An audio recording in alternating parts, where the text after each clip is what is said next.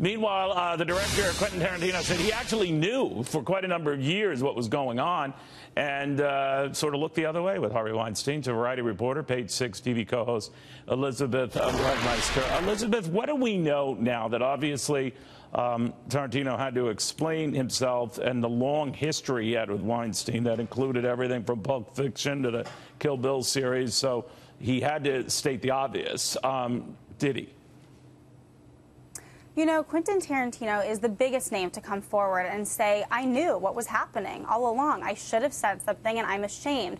Now, this is no secret that Hollywood was keeping Harvey's secret. Everybody knew, and that's actually what Variety's cover story was about this week, was about the shrouding culture in the entertainment industry. And is this finally the tipping point that it will change? I think that now that Quentin came forward and said something, we will probably see other big names come forward and say, I did know, I'm ashamed, I should have said something, and we can only hope that this continues to move forward. But does it hurt him? I know his line was something to the effect, I knew enough to do more than I did. Obviously, there were others in a similar position.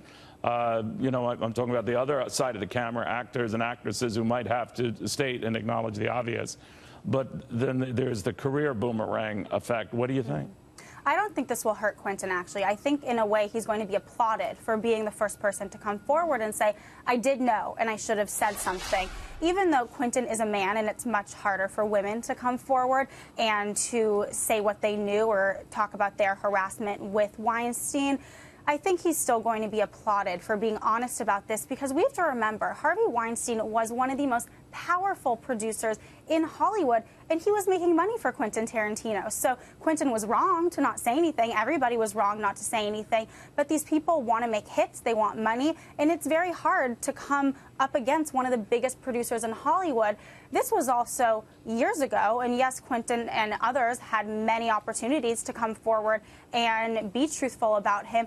But the times are changing now. You know, we're in an age of social media where people can take to Twitter and talk about their experiences. It's going to be very difficult for these secrets to not be exposed nowadays. You know, I'm just curious. So what would be left of the Weinstein Company? Let's say that, you know, neither brother is wanted in whoever buys it. They have an impressive library of films, just the Tarantino films alone, from Pulp Fiction, Kill Bill, Reservoir Dogs, and Inglourious Basterds. I could go on and on. Dozens more. So there is that library to consider, but I cannot imagine a zeal for new Weinstein films, documentaries, specials, and the like, unless someone else takes over and starts from scratch. But what do you think happens to that Weinstein Company itself? You're absolutely right, Neil. I mean, the Weinstein Company is in trouble. It is completely tarnished with everything that Harvey's been accused of. And now, like you said, Bob, you know, the first accuser against Bob Weinstein came to Variety and shared her story. So right now, one of the most profitable titles under the Weinstein Company is actually the Project Runway franchise. And A&E networks, they've come out and spoken up against Harvey Weinstein. So right now, it's going to be very difficult for this company to bounce back, because even if they do have a buyer and they rebrand, people are still going to know this was formerly the Weinstein Company, and nobody is going to want to work with them. It's going to be very, very hard for this company to bounce back. All right, Elizabeth, thank you very, very much. It's the palace intrigue, isn't it? Thank you very, very much. All right.